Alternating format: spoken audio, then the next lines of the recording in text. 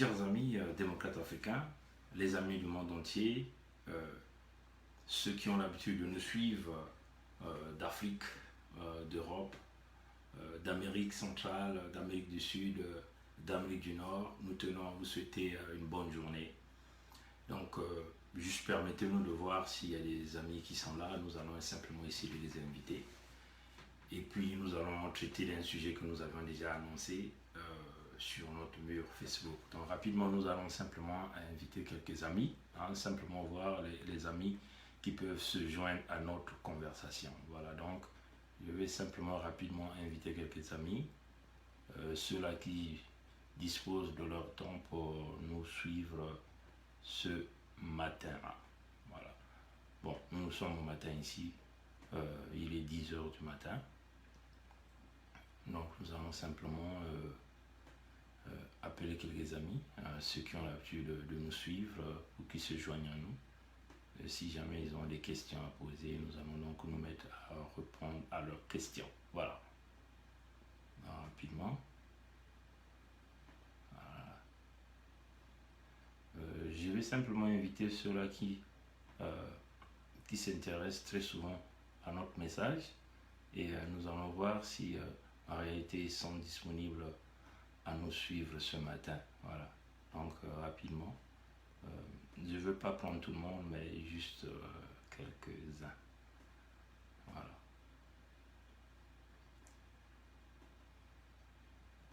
Voilà. Donc rapidement, on va prendre les tout derniers. Voilà.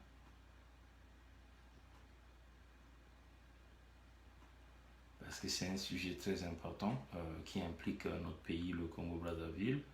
Et nous, en tant que fils de ce pays, nous avons ce devoir-là de pouvoir informer l'opinion nationale et l'opinion internationale sur la situation qui est en train de se passer dans ce pays-là.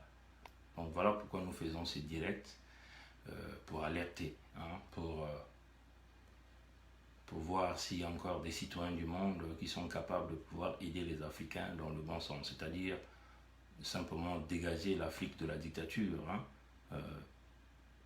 Ces gens qui ont amené l'inégalité, qui abusent les droits de l'homme, ceux-là qui ne respectent aucune valeur, aucune dignité humaine. Et nous sommes en train de combattre ce genre de pratiques. Et voilà pourquoi nous nous sommes lancés sur ce terrain.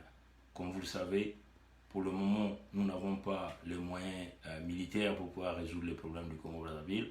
Mais nous avons pensé qu'à travers la parole, puisque nous savons que la parole est l'outil la plus puissante, nous pouvons donc utiliser notre parole et notre temps pour essayer de convaincre les leaders du monde entier, ceux-là qui décident, afin qu'ils viennent au moins avec une solution pour les problèmes du Congo-Brazzaville.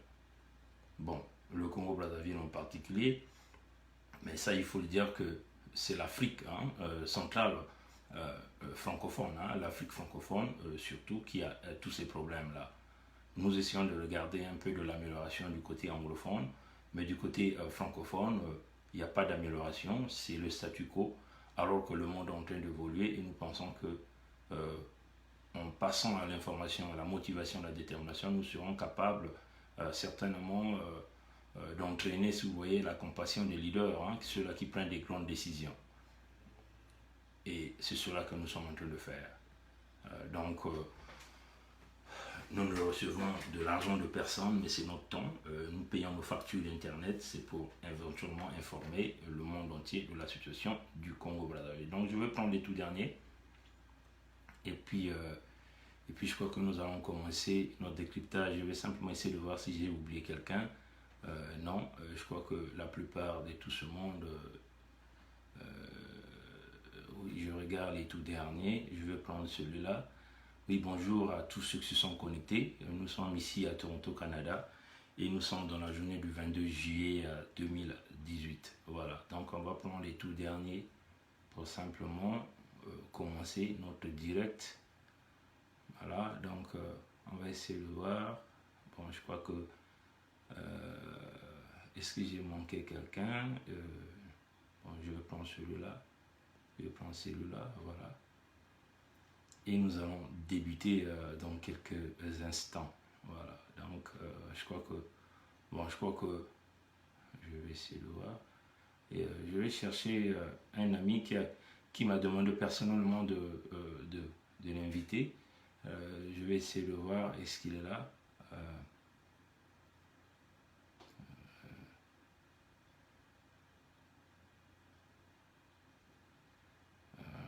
Je vais essayer de voir.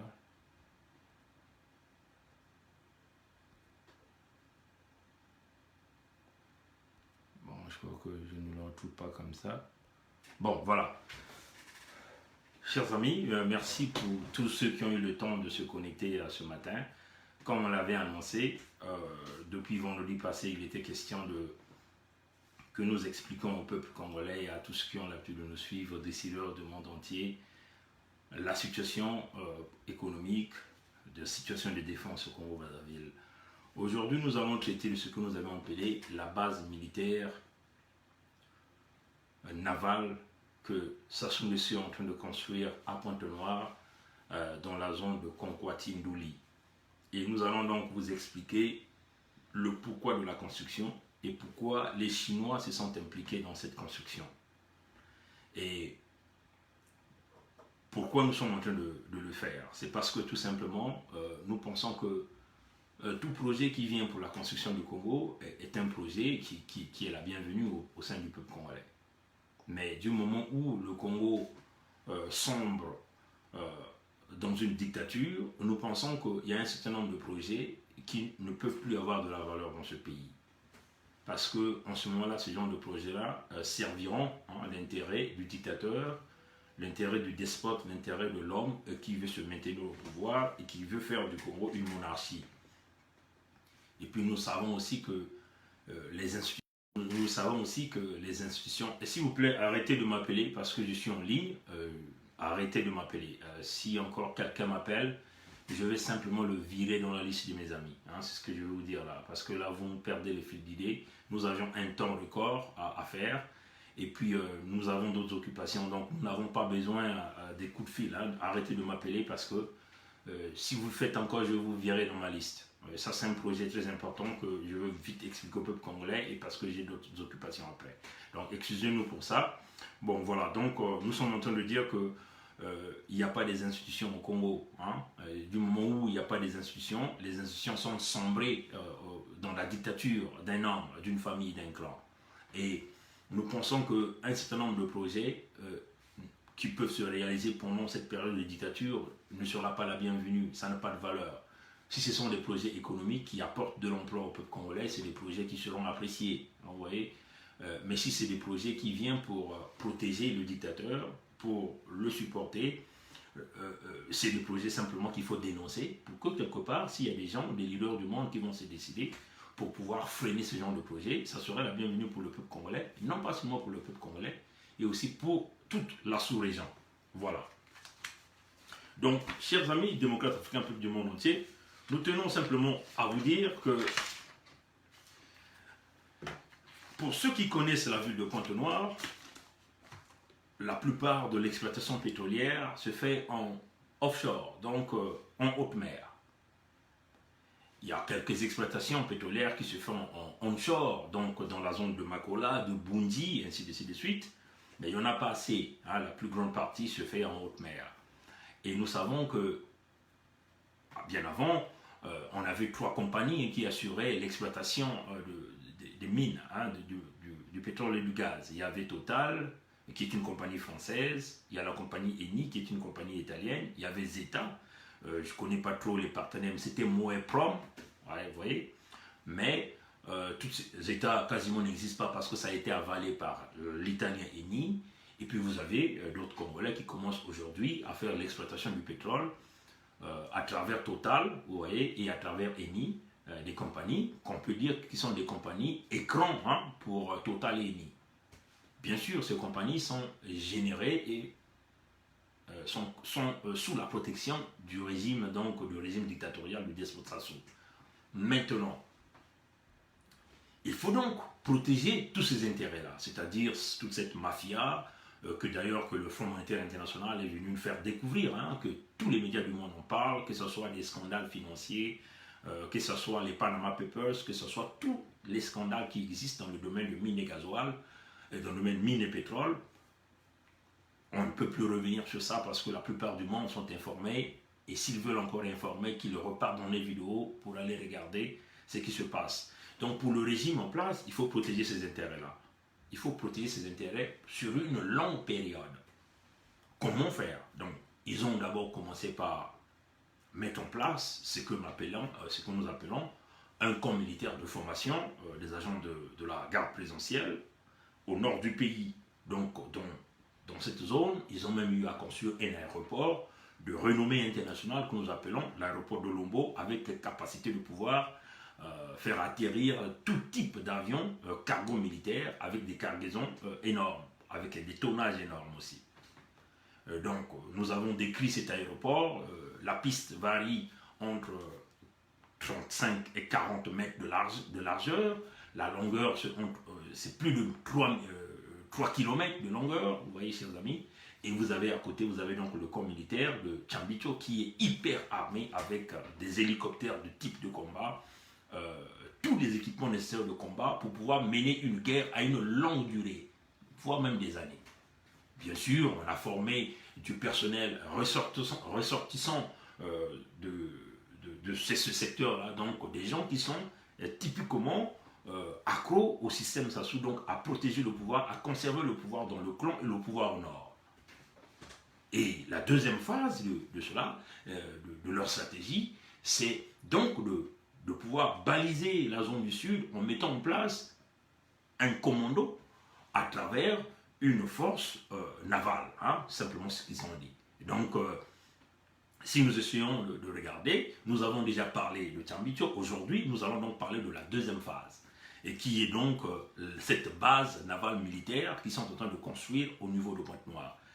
Vous vous souvenez certainement, dans les mois passés, nous avons fait une vidéo où nous annoncions l'arrivée des navires militaires chinois au niveau de Pointe-Noire. On a même parlé des navires médicalisés, hein. Donc il y a eu des Congolais qui sont même allés se soigner, mais en réalité ces navires étaient venus en expertise pour en réalité voir l'avancement des travaux au niveau du système du bâtiment, parce qu'il faut le dire que cette base navale est déjà en construction. Le projet, c'est un projet qui date depuis deuxième trimestre de 2015. Donc, ça se passe dans le silence total, dans le secret total. Les constructions de bâtiments sont en cours et les autres infrastructures sont en train de se faire fabriquer dans d'autres pays d'Asie qui seront bientôt à Pointe-Noire. Mais nous savons certainement que c'est déjà arrivé. Mais, comme nous avons dit, nous sommes dans le système du BVG. Tout le monde voit tout le monde écoute tout le monde. Nous avons mis notre système d'information en jeu et nous en sommes sûrs que dans les jours qui viendront, nous vous revenons avec plus d'informations. Donc, cette base navale va se construire par les Chinois. Maintenant, on va simplement lui dire que l'intention de Sassou, c'est de mettre en place un commando dans la zone sud. Donc ce commando dans ce commando, il y aura la partie navale et la partie militaire, hein, simplement d'infanterie, qui aura donc la responsabilité de mater les populations dans les zones du sud. Parce que vous vous souvenez, depuis le coup d'état de Sassou, la ville de Pointe-Noire, si vous voyez, la cartographie de la ville de Pointe-Noire est laissée sous la responsabilité de l'Angola. Ce sont les militaires angolais qui assurent la protection au niveau de la ville de Pointe-Noire. Ça sont les accords militaires entre Sassou, l'Angola et la France. Hein. Ils ont donc voulu laisser la protection de la ville de Pointe-Noire, donc les intérêts économiques des compagnies pétrolières qui sont en train de magouiller et de piller le Congo avec le système Sassou. La responsabilité a été donnée à l'Angola. Bien sûr, avec l'appui des forces militaires françaises qui sont basées au Gabon. Voyez. Mais Sassou a un autre projet, a une autre vision. Sassou, c'est un visionnaire. Sassou ne voit pas aujourd'hui. Sassou voit demain, il voit le lendemain, il voit 10 jours après, il voit ainsi de suite. Donc Sassou vise loin dans le futur. Donc, qu'est-ce que Sassou fait? Sassou a eu à renouveler les accords militaires avec la France en 2015. Nous allons simplement aller le lire, chers amis, parce que ici, il faut que qu'on vous présente pas mal des choses. si vous essayez de regarder, on va essayer de voir un peu si l'image est un peu claire, hein, parce que j'ai un petit problème d'image. On va essayer de voir. Voilà, donc l'image est un peu claire. Voilà, donc si vous essayez de regarder, ça c'est un article, hein, vous voyez, on dit coopération militaire, le Congo et la France signent de nouvelles conventions. Maintenant, si vous essayez de regarder, on va simplement lire simplement les deux accords signés le 24 janvier, c'est 24 janvier 2015, à Brazzaville par le ministre de la présidence, par le ministère de la présidence de la République chargé de la défense nationale, le général Charles Richard Monzo et l'ambassadeur de France au Congo-Brazzaville, Jean-Pierre Vidon, en présence des chefs de projet de deux parties concernant les domaines de la sécurité et de la défense. Mais ce qui est très important, chers amis, si vous essayez de lire, hein, je vais donc publier le lien,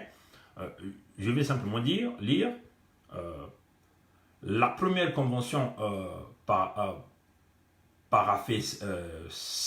concerne l'appui de la formation à l'entraînement et à l'organisation des commandements opérationnels des forces armées congolaises. La seconde est, quant à elle, relative à l'appui au commandement et à l'organisation de la marine nationale. Mais si vous voyez, chers amis, les Français sont très intelligents. Hein. Les accords militaires, que ça soit renouvelé avec la France, ne mettaient pas en compte la construction d'une base navale militaire. Et ça, les Français peuvent vous le dire. C'est juste, ils voulaient former un peu quelques marins congolais, mais pas leur donner un endroit où ils auront tous les équipements nécessaires, parce que la France veut en réalité contrôler tout le système, même le système naval militaire au niveau du Congo-Brazzaville. Maintenant, chers amis, je vais simplement aller vous présenter quelque chose que j'avais trouvé très utile. Et si vous essayez de regarder, je suis donc à ce niveau.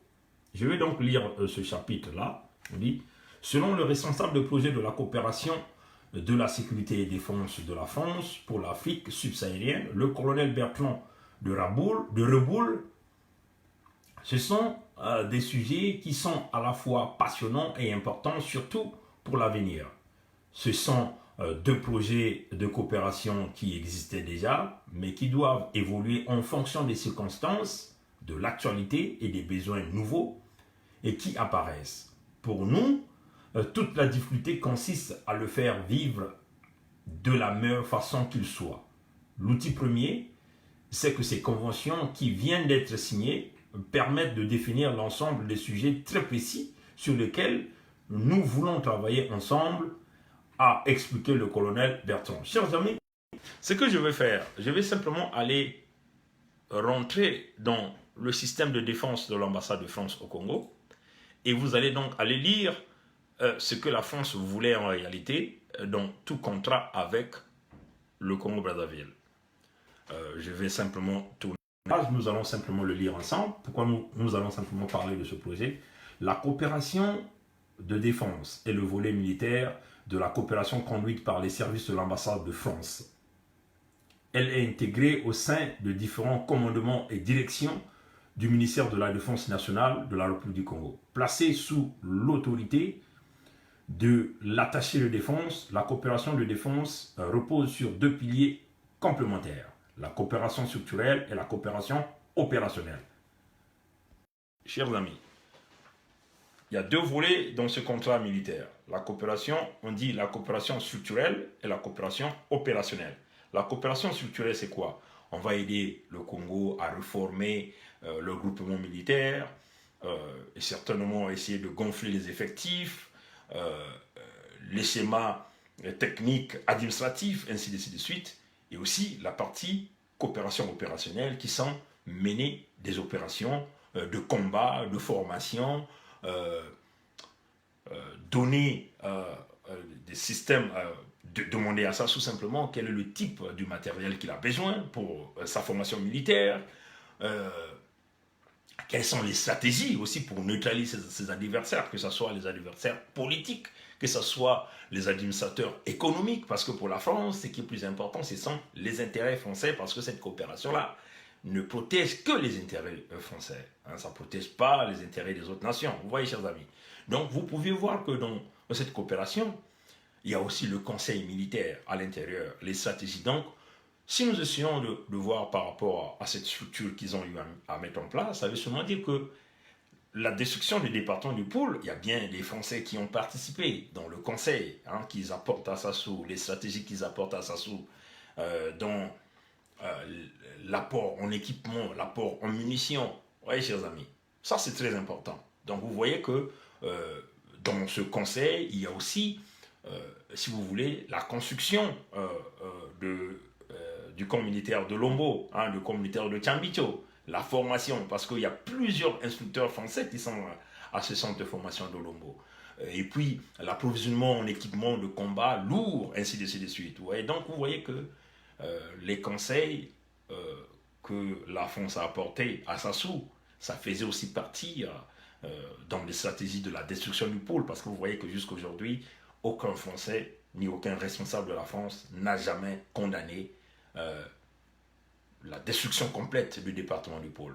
Donc nous allons continuer à lire pour vous démontrer un peu qu'est-ce qui sont inclus dans les accords de coopération militaire que la famille Sassou, parce qu'il faut le dire, nous avons toujours dit que ce n'est pas le Congo qui a signé ces accords militaires, c'est bien sûr la famille de Sassou qui a signé ces accords militaires avec la France pour une protection, hein, pour une conservation du pouvoir dans le clan, et que la France va toujours recevoir en contrepartie sa garantie sur le gaz congolais, le pétrole congolais. Parce qu'il faut le dire, toute cette coopération militaire, elle n'est pas gratuite. C'est le Congo qui paye avec son argent. Donc nous allons continuer à lire tout simplement ce volet de la coopération militaire entre la France et le Congo-Brazzaville. Donc je vais simplement essayer de changer la disposition du caméra pour que nous puissions avoir une bonne lecture. Voilà. Donc nous allons simplement regarder sur la coopération structurelle.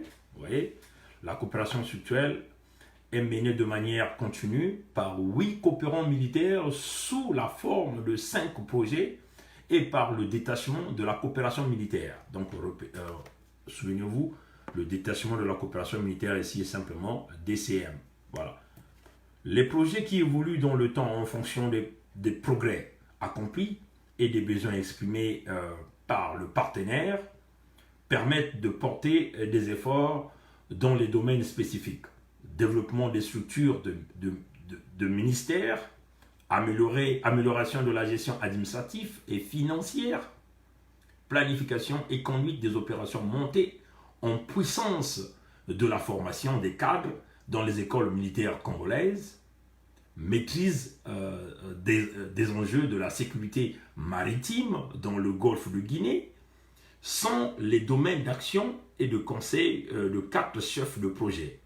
On parle ici le 5e projet phare de la coopération de défense au Congo, et l'appui à l'organisation et au fonctionnement de l'école de génie des travaux, école militaire congolaise, faisant partie du réseau des 4 écoles nationales à vocation régionale, donc ça c'est abrégé ENVR, déployées dans 10 pays d'Afrique francophone sous l'impulsion de la France. Bon, chers amis, vous le voyez ici que les stratégies de la France, c'est simplement contrôler le domaine militaire dans cette zone d'Afrique francophone.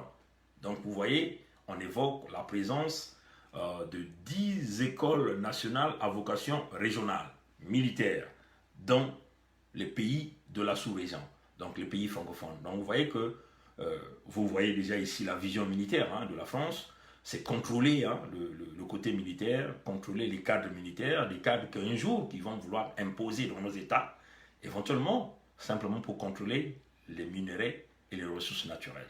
Donc nous allons simplement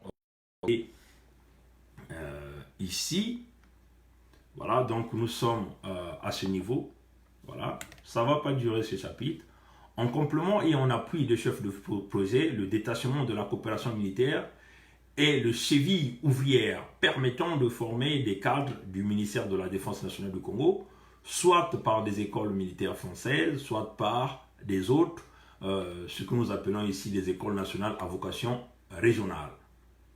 Avec des effectifs dont le nombre croît chaque année, depuis 1999, ce sont aujourd'hui plus d'une vingtaine de militaires congolais formés en France pour des stages de quelques semaines à 3 ans, soit une soixantaine dans les 13 écoles, des écoles à vocation militaire en Afrique, hors celle du Congo. Donc vous voyez que on nous parle simplement depuis 1999, on parle des militaires congolais qui sont formés en France, des stages jusqu'à des formations jusqu'à 3 ans, et puis on parle quasiment de plus d'une soixantaine qui sont formés dans les autres écoles régionales à vocation militaire, bien sûr, mais gérées par la France. Ça, c'est la coopération structurelle.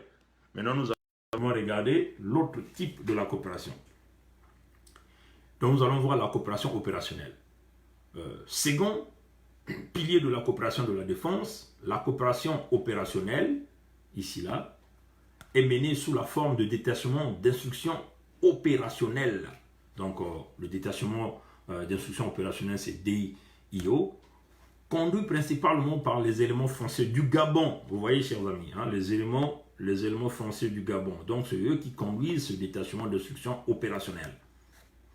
Et son bras armé, le 6e bataillon d'infanterie de marine stationné à Libreville.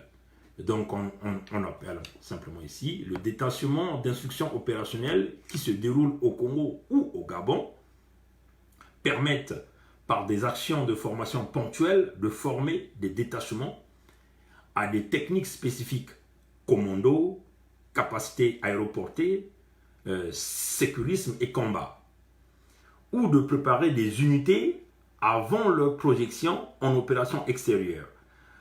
Celles mises en condition opérationnelle avant projection portent alors sur tous les échelons du bataillon, dans le domaine de l'effort prioritaire défini en commun, planification et conduite des travaux d'état-major, manœuvres, tirs, etc.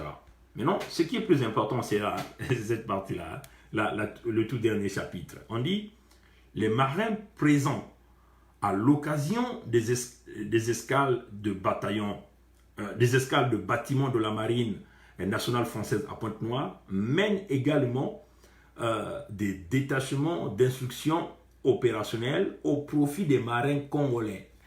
Je répète, les marins présents à l'occasion des escales de bâtiments de la marine nationale française à Pointe-Noire mènent également des détachements d'instruction opérationnelle au profit des marins congolais, 2 à 4 fois par an. Les 14 détachements d'instruction opérationnelle conduits en 2017 ont permis de former plus de 1000 militaires congolais. Chers amis, ça c'est très important, cette section, nous avons pensé qu'il était utile de porter notre commentaire là-dessus. Vous le voyez que cette phrase vous dit tout. Hein. C'est le bâtiment militaire français qui assure tout ça, hein, qui assure tout ce qui sont des détachements d'instruction opérationnelle au profit des marins congolais. Donc, vous voyez que la France vient en excursion. Donc, il y a eu déjà, on peut dire, les visites de ces bataillons, ces navires français à Pointe-Noire, 14 en 2017. 14 fois ce navire est arrivé en 2017. Donc, ils viennent former. Et ils ont formé 1000 marins congolais. Dans les 1000 marins, ça c'est l'information, j'ai pas envie de montrer la source parce que c'est une source très importante qui vient droit de Sassou. Sur les plus de 1000 marins qui ont été formés, 99% de ce chiffre sont tous de l'ethnie Mboshi, proches du régime de Sassou Nguesso. Alors nous ici, nous disons avec des mots, hein, nous appelons les choses des mots, ça n'a rien à voir avec le tribalisme, sont tous de l'ethnie sortant du régime Sassou, de la famille Sassou et du clan. Et nous demandons aux Français de nous prouver le contraire, hein, de nous sortir la liste. Si les Français veulent mettre en cause notre discours de ce matin, nous demandons aux responsables politiques français, aux responsables militaires français, nous leur donnons ce challenge-là, de nous prouver le contraire, que ce que nous sommes en train de dire est faux. Qu'ils nous sortent la liste de tous les Congolais qui ont été formés par des détachements d'instruction opérationnelle du bâtiment militaire français, de la navire, de la marine française, qui nous donnent les noms de tous ces militaires congolais. Et aussi nous demandons, le challenge que nous lançons aux autorités françaises, c'est de nous dire quels sont les noms des Congolais qui sont formés militairement, font soit des stages d'une semaine ou des stages de 3 ans. Y a-t-il combien de Congolais qui sont formés? Quels sont les noms de ces Congolais? Vous remarquerez, ça vient aussi de notre source, que nous ne voulons pas dire le nom, 100% de ces gens-là sont tous de l'ethnie de Sassou Nguesso. Alors ça vous montre la vision. Et vous voyez que si le bâtiment de la marine française est venu 14 fois en 2017 au Congo-Brazzaville, c'est parce que la France, dans son plan et dans les accords militaires qu'ils ont eu à signer avec Sassou, ils n'ont jamais mentionné avoir une base navale militaire à Pointe-Noire. La France veut tout contrôler, soit par le bataillon qui est à Libreville, et aussi par leur marine nationale, militaire, qui vient à tout moment à Pointe-Noire pour former les quelques marins congolais. Vous voyez, chers amis, la France n'a jamais mentionné la construction d'une base militaire navale à Pointe-Noire. Et si et seulement si la France l'a accepté, nous pouvons simplement dire que c'est une hypocrisie des responsables militaires et politiques et qui connaissent l'affaire, mais ils ont simplement... Oui, vas-y. Excusez-moi, c'est... D'accord. Vas-y. Je suis désolée. Oui, non, c'est pas grave, c'est correct. Ne t'inquiète pas. Là. Merci. Tu vas juste l'ouvrir en appuyant là. Alors, bon, voilà, donc on excuse pour ce petit truc. Je vais simplement fermer la porte.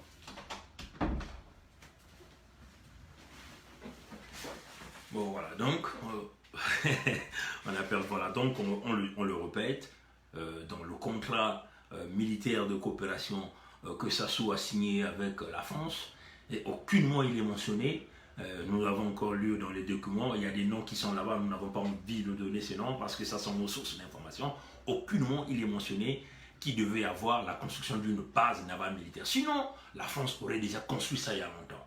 Mais la France voulait contrôler ça. La France ne voulait pas que ça tombe dans le mai, parce que la France savent qu'ils sont en train de travailler avec un escroc. Donc ce tombe, c'est comme un serpent qui change de peau à n'importe quel moment. Ils ne voulaient pas donner cette opportunité à Sassou.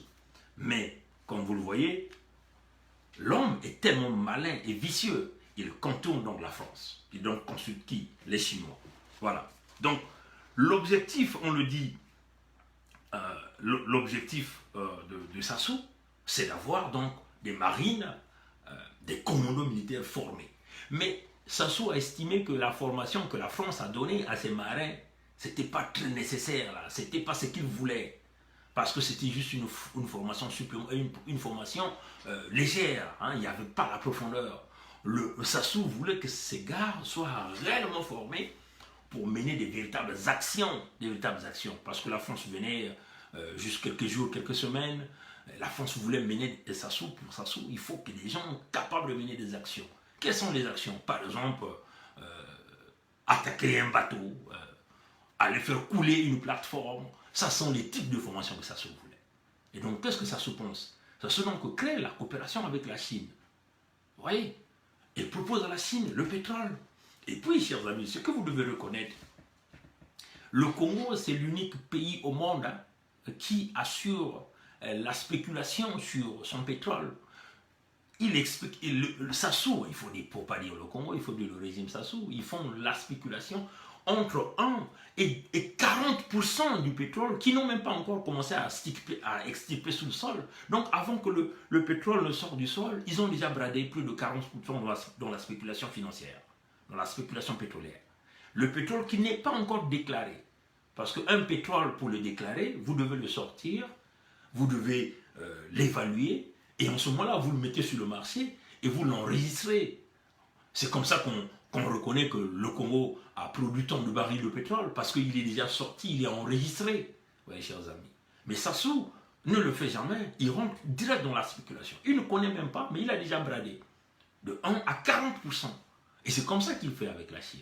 Donc il vient à la Chine, il dit, bon, écoutez, parmi les projets, je vous donne le pétrole, mais moi j'ai besoin de cette base navale militaire ici à Pointe-Noire. Mais la Chine cherche des marchés, la Chine a besoin du gaz, a besoin du pétrole. Nous, comme on le dit, nous sommes on l'a toujours dit au peuple congolais, nous sommes dans un monde du business. Tout fonctionne avec le business. À chacun vise ses intérêts. Si vous faites affaire à un partenaire et qui n'est pas très incompétent, qui n'est pas très intelligent, mais vous allez le rouler et ça fait votre profit. Pour la Chine, c'est une opportunité en dehors de leur base navale militaire qu'ils ont à Djibouti. Donc avoir encore une base, entre guillemets, gérée par les Congolais, mais sous la coordination chinoise, c'est une opportunité. Et pour la Chine a aussi vu plusieurs choses dans la construction de cette base. Mais dans le contrat de Sassou fait quoi? Excusez-moi, Sassou fait quoi alors? Il négocie donc la formation de ses commandos en Chine. Hein? Les commandos de cette base, que Sassou est en train de construire, parce qu'il faut le dire, cette base est en construction au niveau du Congo-Brazzaville. On va simplement essayer de vous montrer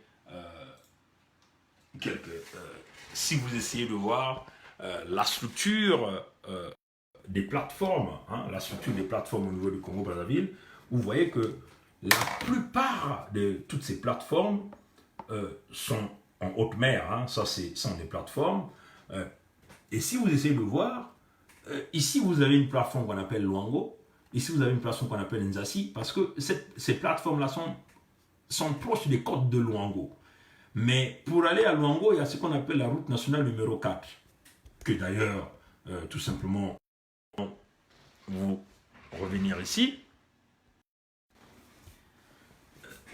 Chers amis, quand vous essayez de regarder sur cette carte ici, ça c'est la carte du monde, vous avez tout le globe, donc vous avez là le Congo-Brazzaville, n'est-ce pas, chers amis? Nous allons simplement aller vous montrer la zone de Nzassi. Nous allons simplement augmenter la carte et nous allons aller regarder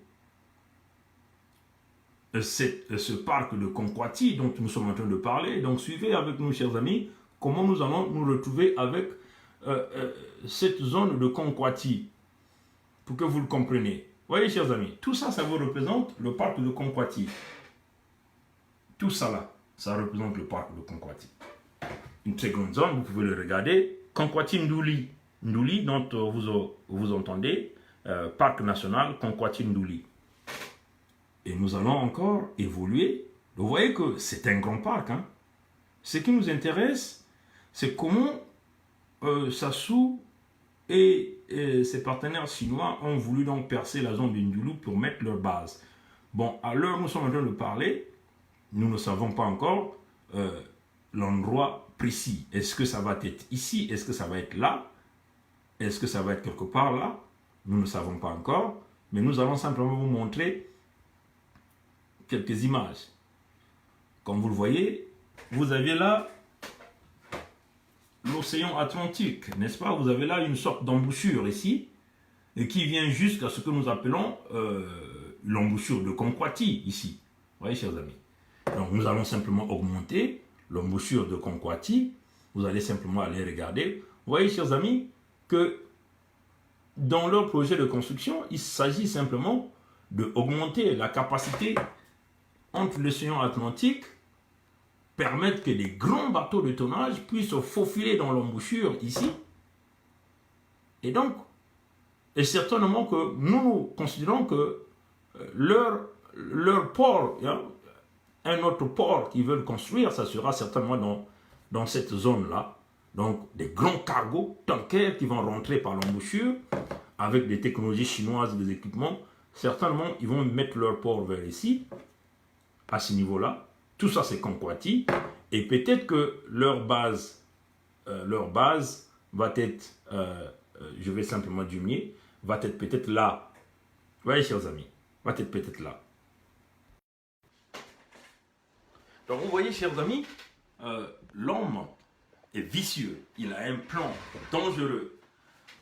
nous avons dit, le plan n'est pas toujours mauvais parce que nous pouvons penser que si nous avons fait affaire à un régime normal, un pays où il y avait la stabilité, tous ces projets c'est bien pour le pays parce que ça apporte de l'activité, donc des emplois au Congolais, donc des revenus pour le gouvernement parce que tous ceux qui travaillent payent des taxes et le gouvernement sérieux va donc être capable d'utiliser cet argent de taxes et les investir dans des services pour les citoyens. Par exemple, le service médical, le service de santé, les services scolaires, ainsi de suite. Vous voyez, chers amis. Mais là, nous faisons affaire à un régime dictatorial qui semble dans la répression, dans les injustices, dans les abus graves de droits de l'homme, dans les abus, des violations, dans le respect de la dignité humaine. Voilà pourquoi nous dénonçons ce genre de projet. Donc, tous ces commandos sont formés en Chine. Plusieurs, chers amis, sont déjà revenus au Congo. Et présentement, tous ces commandos qui ont été formés en Chine sont en train d'assurer des petits boulots, de la logistique, comment fonctionnent les structures, et aussi aider à la construction des bâtiments pour cette base au niveau de Konkwati. Bon, il faut dire que pour Sassou, il voulait que la Chine soit devant. C'est-à-dire qu'il ne veut plus que la France soit toujours devant ses pensées. Donc il veut seulement que le deal soit fait entre lui et la Chine, et non la France, parce que la France a des restrictions, quand même que c'est la France qui lui a ramené le pouvoir, c'est la France qui le protège, mais il contourne encore le pays ou les partenaires qui lui ont ramené au pouvoir. Il les contourne, parce qu'il faut le dire, chers amis, on a déjà dit aux Français que Sassou n'était pas seulement mauvais pour le peuple congolais, mais il était mauvais pour la sous-région et mauvais pour les Français eux-mêmes, parce qu'il y a des Français qui ont déjà subi avec cette affaire de DCA-UTA, DCA de UTA, vous vous souvenez, DC-10 de UTA, il y a des Français qui ont subi. Donc vous voyez que l'homme, dans ce projet, il ne vise pas seulement les Congolais, il vise aussi les intérêts français. C'est ça la réalité. Donc vous le mettez, vous le protégez, mais lui, il a un autre calcul derrière vous que vous ne connaissez pas et que nous sommes en train de vous dévoiler. Voilà pourquoi on vous dit, il faut nous suivre dans tout ce que nous sommes en train de vous dire. Donc le deal est fait.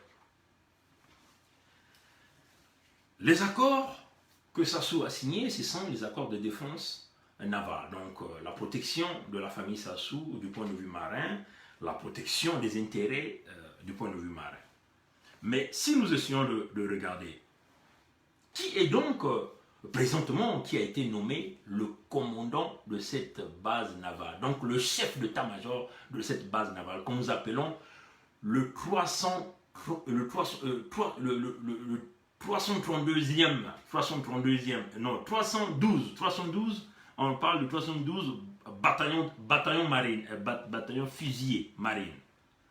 312e bataillon fusilier marine. Ça, c'est ce bâtiment qui a été créé, mené par Sassou, 312e bataillon fusilier marin.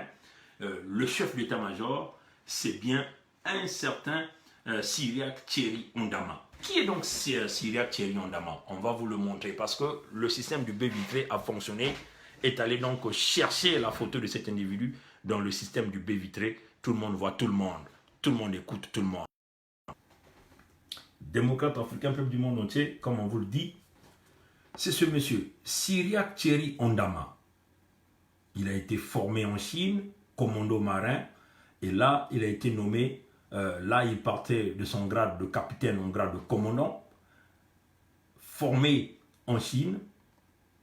Il n'est pas le seul, il faut le dire que c'est beaucoup de jeunes Mboshi formés, Mboshi dans la région, on peut le dire, dans les zones de Ngoko, vous voyez, chers amis, un parent de général Dabira, tous ce Ondama, son père s'appelle Ondama Ibrahim, vous voyez, chers amis, mais qui est donc Ondama? La famille Ondama est une famille qui ne serve que les intérêts de Sassou. Ils ne travaillent que pour les intérêts de Sassou. Dans leur mémoire, leur sang, ils ne parlent que Sassou. Son grand frère de cet Ondama, c'est Michel Ondama. Michel Ondama. Qui est donc Michel Ondama? On va vous le montrer, chers amis démocrates africains, peuple du monde entier. Michel Ondama, c'est lui aussi un officier de grand rang. Il est instructeur à à la base de Tchambicho, donc au camp militaire de Tchambicho, de la formation de la garde présidentielle. Lui, il a été formé en République centrafricaine. Lui, c'est Osiris, leur neveu, lui aussi formé dans les mêmes structures. Vous voyez que c'est une famille qui est attachée aux conversations de ce. Donc lui, instructeur à Tchambicho, formé en Russie, très proche de Sassou. Et vous aviez le jeune frère qui est ici, qu'on appelle Cyriaque Thierry Ondama, ici, qu'on a nommé le chef d'état-major du bataillon 312e, le chef d'état-major du 312e bataillon de fusiliers marins. Donc celui qui est donc le chef de commando de cette base navale militaire que Sassou est en train de construire dans la zone de Konkwati-Ndouli. Chers amis, nous sommes dans le système du baie vitré. Nous avons dit, nous dirons les noms, nous montrons les visages du système de mal, ceux-là qui brisent le Congo, ceux-là qui apportent le deuil dans les familles, que ce soit le deuil par des systèmes de guerre, par des stratégies de pillage d'argent. Nous dirons les noms, nous ferons voir les images au peuple congolais. Et nous, on le fera. Nous ne sommes pas là à mâcher des mots, à jouer au petit jeu. Nous n'avons pas d'amis dans ce combat, on l'a dit. Notre ennemi, certes, est Sassou, mais ceux-là qui vont se détourner pour aller s'acoquiner à Sassou et faire semblant de venir avec nous, si nous avons l'information, nous dirons ces noms-là au peuple congolais et que le monde entier saura de quoi nous sommes en train de parler. Voilà, donc, c'est ce monsieur qui est le responsable, le chef d'état-major de ce bâtiment en Chine, celui qui est le responsable, celui qui est présentement en train d'assurer, si vous voulez, la construction de cette base navale. Donc, vous voyez que, chers amis démocrates africains, ces commandos-là, ils sont partis en Chine bien juste avant le référendum. Le 2015, nous nous en souvenons, le référendum qui a tué plusieurs Congolais. C'est là où Sassou avait déjà pensé, dans ses projets, d'accord avec les Chinois, à mettre en place cette base navale militaire dans la zone de Konkwati. Il a déjà pensé d'envoyer ces gens en formation, des véritables commandos formés en Chine.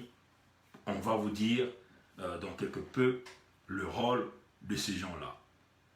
Mes chers amis, le rôle de ce Thierry et son groupement, on peut simplement vous le dire, ils tiennent plusieurs secrets, ils ont plusieurs secrets, plusieurs secrets qu'ils détiennent.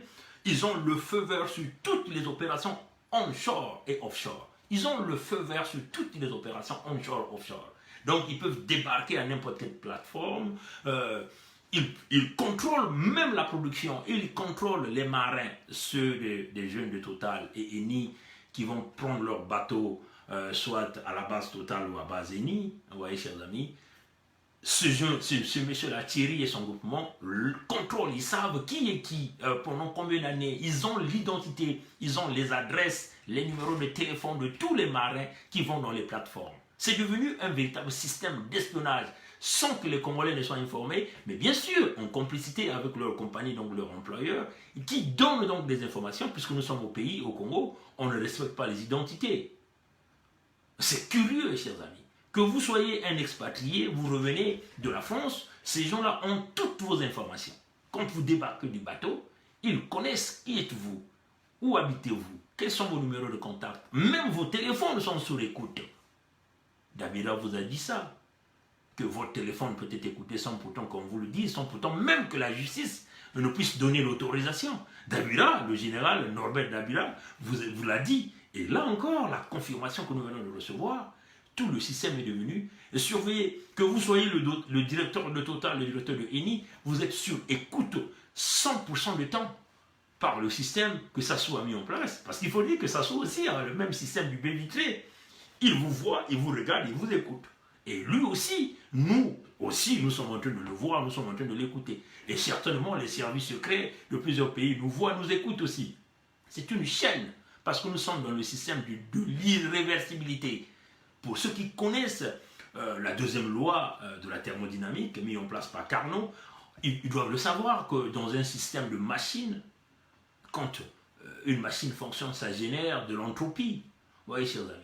Et l'entropie que ça génère, ce sont des pertes d'énergie. Et quand cette machine perd ses énergies, les performances diminuent et la machine ne peut jamais récupérer cette énergie. C'est ça le principe de la vie. Les riches continuent à devenir riches. Ils vont continuer à aller prendre le minimum, le maximum qu'ils peuvent auprès de plus pauvres. Et le riche va continuer à devenir riche. C'est le principe de l'irréversibilité. Il ne peut plus revenir à la pauvreté. Et le pauvre, comme on le récupère, il va continuer à s'enfoncer dans la pauvreté. L'homme naît, bébé, grandit, devient vieux, il meurt, il ne peut plus revenir à la jeunesse. Et une fois que tu passes la mort, tu ne peux plus revenir à la vie. C'est le principe de l'irréversibilité, chers amis. Et c'est comme pour les Nguesso. Ils doivent aller chercher le pétrole, ils doivent aller chercher de l'argent, ils ne peuvent plus revenir. Donc il faut mettre toutes les stratégies nécessaires pour protéger cette façon d'aller piocher les minerais et l'argent du Congo. Il faut tout baliser. Le principe de l'irréversibilité, chers amis. Ça s'applique partout dans la vie. Donc, vous voyez? Donc, on vous dit, les marins, vous êtes contrôlés, vous êtes suivis. Que vous soyez blond, noir, chinois, de n'importe quelle couleur, on connaît qui êtes-vous, on connaît la famille, on connaît vos adresses, vos téléphones sont sur l'écoute. Ça, c'est le rôle que Cyriaque Thierry Ondama est en train de faire avec son bataillon 312e bataillon de fusiliers marins au niveau de Pointe-Noire. Le rôle de Thierry Ondama, c'est aussi de contrôler les navires des marchandises qui viennent de partout, donc tous les navires qui marchandisent. Des tankers parapétroliers, ils doivent contrôler ces tankers-là. Parce que pour eux, c'est quoi? Ils ont peur que les armes puissent être infiltrées par le système marin, donc protéger, mettre le pouvoir en danger. Donc ils doivent prévenir cela. Donc tout tanker qui vient, vous avez des commandos marins qui rentrent à l'intérieur pour aller vérifier. Vérifier les identités des équipages, fouiller les bateaux, se rassurer que toutes les marchandises sont vérifiées pour qu'il se rassure que son chef, Sassou, le despote, ait un sommeil paisible. Vous voyez, chers amis. Donc, ils doivent contrôler les tankers marins. Et puis, Ondama Michel Thierry, qui est le chef d'état-major du 312e bataillon de fusiliers marins, rapporte à qui? Mais son chef, c'est Sassou Denis. Il rapporte directement à Sassou Denis. Il rapporte directement à Jean-Dominique Okemba. Il rapporte directement au colonel Godefroy Ndinga, qui est le directeur de la sécurité militaire. C'est à eux qu'il rapporte. Vous voyez que ce Thierry Ondama n'a pas un petit rôle. Il parle direct au chef criminel, au chef mafieux qui est Sassou. Donc vous voyez que si vous faites rentrer des produits au niveau du Congo qui ne fait pas plaire à ce système ou qui va à l'encontre des intérêts de ces gens-là, mais tout de suite vos produits vont être confisqués. C'est cela. Voilà pourquoi nous le disons. Tout agent ou tout Congolais de la diaspora qui veut envoyer ses équipements au pays, mais dès qu'ils savent que ces équipements appartiennent à la diaspora, qu'est-ce qu'ils font? Ils vous mettent donc des tarifs douaniers qui est exceptionnel, exorbitant, au plafond, dépassant même le quota normal. C'est cela qui est en train de se passer. Et ce qui freine que toi, en tant que jeune Congolais qui veut aller investir au Congo, tu ne peux pas. Parce que le système que ça soit mis en place permet d'asphyxier la diaspora parce que vous ne pouvez pas investir au Congo. On vous bloque, on bloque vos investissements. Le système que ça soit mis en place permet de vous identifier et de vous fixer des taux de douane très élevés. Vous serez donc incapable. Donc, la plupart des gens, qu'est-ce qu'ils font? Ils bradent même les choses au niveau de la douane. Et la plupart des temps, ce sont ces mêmes groupements qui arrivent à récupérer ces matériaux. Vous voyez, chers amis. Donc, le contrôle du nouveau marin, que ça soit mis en place, ça ne bloque pas seulement les Congolais, mais ça bloque aussi vous qui êtes dans la diaspora, nous qui sommes dans la diaspora. Vous qui avez des tracteurs qui veulent aller investir dans le domaine agricole, on vous bloque parce qu'on vous demande de payer 1000 fois le prix même du tracteur et vous êtes incapable de payer. Et qu'est-ce qu'ils font? Ils prennent des choses, et ils vendent aux enchères. Et qui achète? C'est bien les gens du système parce qu'ils ont le cash, l'argent qu'ils ont volé, ils ont pillé. Voyez, chers amis. Donc, cela, chers amis, on vous dit, le grand projet de ce monsieur. Mais ce qui est plus grave, c'est que la base navale militaire de Konkwati viendra avec une extension du chemin de fer. Donc, ils vont raccorder sur la zone Comilor, hein, puisqu'on nous parle de raccordement dans la zone Comilor. Bon, vous connaissez la Comilor, la communauté minière de Logoué. Vous voyez? Donc, ce chemin de fer qui partait jusqu'au Gabon, qui avait pour rôle de pouvoir assurer le transport du manganèse partant du Gabon vers le port de Pointe-Noire. Bon, là, on nous dit que il y a une déviation perpendiculaire et qui passera vers les zones de Madimoukaï. Mais Madimoukaï est où? Mais si vous voyez la route nationale numéro 5, c'est bien sur ce chemin. Avant que vous arriviez à Konkwati, vous passerez par Madimoukaï au niveau de Pointe-Noire. Oui, chers amis. Souvenez-vous qu'ils ont déjà fait des expropriations au niveau de la zone de Diosso. Mais tout ça, c'est pourquoi? Mais éventuellement, ça fait partie de leur projet. Donc, est-ce que les expropriations, ça fait partie du chemin par lequel passera ce chemin de fer? Nous ne savons pas. Mais c'est quoi le rôle encore de ce chemin de fer? On va vous le dire tout à l'heure. Parce que pour eux, la base navale doit avoir un port parallèle fantôme. Comme vous avez dit, nous venons de vous montrer dans cette carte ici, vous voyez, comme un peu de l'embouchure. Ils vont donc aménager, certainement ils vont construire le port. Nous allons encore repartir sur cette carte rapidement. Vous voyez, chers amis démocrates, tout ça c'est pour montrer des preuves. Simplement, vous avez ici de l'océan Atlantique, ici, vous voyez, chers amis, hein? Ça c'est de l'océan Atlantique. Donc vous voyez que tout ça, ça fait Konkwati. Donc je crois que cette rivière, c'est qu'on appelle Konkwati, vous voyez, chers amis. Donc ils vont expandre certainement la largeur pour permettre au grand tankers pour venir s'accoster. Et donc, nous pensons que le port dont on nous parle, le port fantôme, hein, sera certainement construit aux alentours ici, vous voyez, chers amis. Mais le rôle en réalité de ce port, c'est quoi? Mais simplement assurer le transport des marchandises, des cargaisons, certainement des minerais que nous allons revenir tout à l'heure. Voilà, donc, chers amis, nous voulons vous montrer quelque chose qui est très important. Bon, vous vous souvenez certainement du projet Luango 2014. Souvenez-vous de Luango 2014. C'est quoi Luango 2014? Bon, Luango 2014 était un exercice militaire, hein, un exercice militaire qui regroupait quelques pays de la sous-région. Mais le but, pendant cette opération militaire qui s'est tenue en 2014, la France n'était pas invitée. Quand même curieux. La France n'y était pas. Et les Français peuvent nous le confirmer, qu'ils viennent démentir notre message. La France n'était pas invitée. Pourquoi? Parce que Sassou n'a pas voulu que la France puisse s'impliquer dans ce projet. Parce que ça faisait partie des stratégies de Sassou. Bon, maintenant, pendant ce projet, il y a eu visite du grand général angolais à Pointe-Noire lors de ces exercices. Vous voyez, chers amis? Et nous savons que pendant cette période, il y a aussi le couronnement des commandos marins de Denis Sassou Nguesso et quelques commandants des autres pays qui étaient aussi venus là-dedans. Mais c'était quoi le but de Luango 2014? Tout à l'heure, on va aller regarder. Hein. Le but de Luango 2014, c'était de contourner Pointe-Noire par Luango. De la plaine de Mpili, revenir par Kakamweka, Louvoulou, Mbondi vers Ngombondi, vers Ngomodi, Mongonkamba. Donc c'était ça le but. Contourner la ville de Pointe-Noire militairement. Vous voyez, chers amis. Donc ils ont mis en place toutes les technologies militaires, les équipements, les moyens pour mener cette opération. Et nous savons qu'il y a eu quelques chefs d'État de la sous-région, Bongo Ndimba était là. On va aller chercher l'article parce qu'ici il faut parler avec preuve. Bon, voilà. Ici, là, il faut parler avec preuve, chers amis, parce que nous faisons face à un peuple congolais. Le peuple congolais aime parler avec preuve. Vous voyez, ça s'appelait CEMAC, fin de l'exercice militaire Luango 2014. On va simplement le lire rapidement.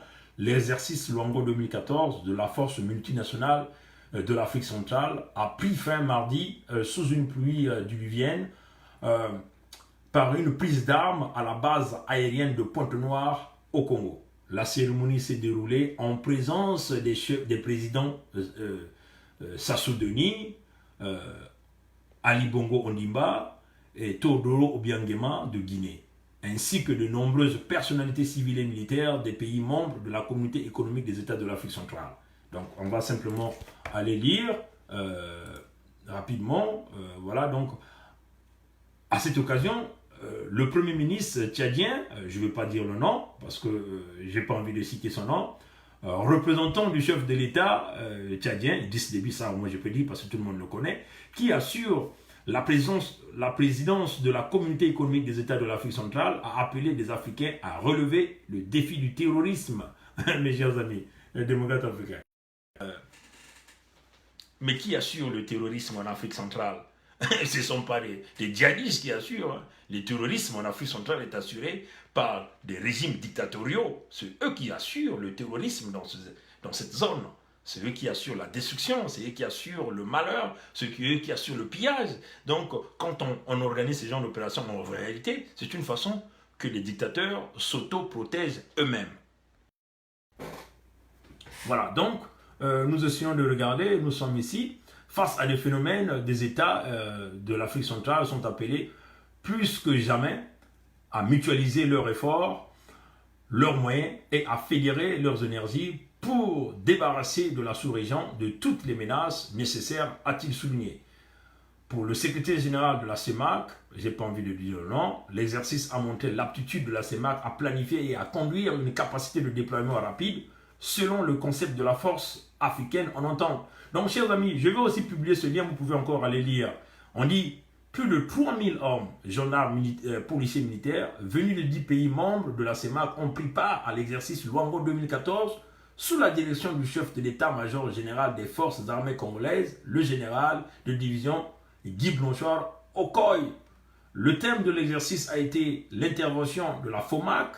Donc la FOMAC, simplement, ce sont les forces multinationales d'Afrique centrale. Vous voyez, chers amis, sous la direction, dans le cadre d'une capacité de déploiement rapide pour résoudre une situation d'extrême gravité et de péril humaine. Luango 2014 fait suite aux exercices. Bon, ils ont déjà fait ce genre d'exercice. Soawa 2006 au Cameroun, Berach Gazelle 2007 au Tchad, et puis Kwanza 2010 en Angola. Donc, vous pouvez aller lire encore tout ceci, chers amis. Le lien de ça. Voilà. Donc, au cours de cette opération, la France n'était pas invitée. Et la France pouvait déjà commencer à suspecter le plan de Sassou. Comment que la France, qui est partenaire militaire, même naval, avec Sassou, puisque ce sont les marins congolais sont formés par les bataillons de la marine nationale française. Et comment ça fait-il que Sassou a signé des accords militaires avec la France et qu'il organise une opération comme ça, il n'invite pas la France? Question. Mais vous voyez qu'il y a ce que nous appelons l'ironie. Hein? Des chefs militaires français connaissent ce qui est en train de se passer, mais on préfère se taire au prix de l'argent, au prix d'une guérie qu'on leur donne. L'ambassadeur de France au Congo, qui est au courant de la chose, préfère se taire parce que c'est son ami, c'est encore l'argent qui passe derrière les portes, les Ngiri. Parce qu'ils sont tous à la mangeoire. Ils ne visent pas l'intérêt en réalité des populations, c'est leurs propres intérêts. L'argent que leur Sassou leur donne, ils les déversent dans les paradis fiscaux. Vous voyez qu'ils n'ont pas des visions en réalité de vivre en association ou de vivre dans la communauté. Parce que ce qui est plus important pour eux, c'est leurs intérêts personnels. Vous voyez, chers amis. Voilà. Maintenant, c'est quoi le rôle de la Chine? Le rôle de la Chine dans la construction de cette base navale militaire. La Chine a désormais une part personnelle dans la marine et dans l'exploitation du pétrole congolais et du gaz congolais. C'est ça ce qui est très important. La Chine a une part très importante. Parce que pour la Chine, cette base à Pointe-Noire, la Chine se voit une puissance militaire et une puissance économique dans la protection de leurs intérêts qu'ils ont au Congo. Vous voyez, chers amis. Donc, la Chine contrôle simplement le milieu offshore. Parce qu'ils auront la capacité rapide de pouvoir atteindre une plateforme. On peut même dire, même de pouvoir amener leurs bataillons pour pomper du pétrole, les tankers, à partir, au lieu d'aller à N'Djeno, à partir direct des plateformes, et puis que ça parte en Chine. Vous voyez, chers amis, c'est ça en fait la réalité. Mais si nous essayons de voir les objectifs de Sassou et de la Chine, mais leur objectif, il veut tout simplement ne plus tout confier à la France. Il ne veut pas que le tout soit confié à la France. Pourquoi la France doit être au centre? Mais c'est que Sassou veut que la France continue de le maintenir au pouvoir, continue de maintenir sa famille au pouvoir. Mais, en contrepartie, il ne veut pas tout donner à la France. Vous voyez, chers amis, il ne veut pas que, quand il a besoin de quelque chose, que la France lui dise non et puis que lui se taise. Il veut aussi dire, bon, mais tu dis non, mais j'ai mon ami là qui peut le faire. Donc, il joue le double jeu. Mais, étant un manipulateur, comment il joue le double jeu? C'est par la corruption. Ils savent que, politiquement, peut-être qu'il y aura une opposition, au niveau de la France, il y aura une opposition des lois internationales.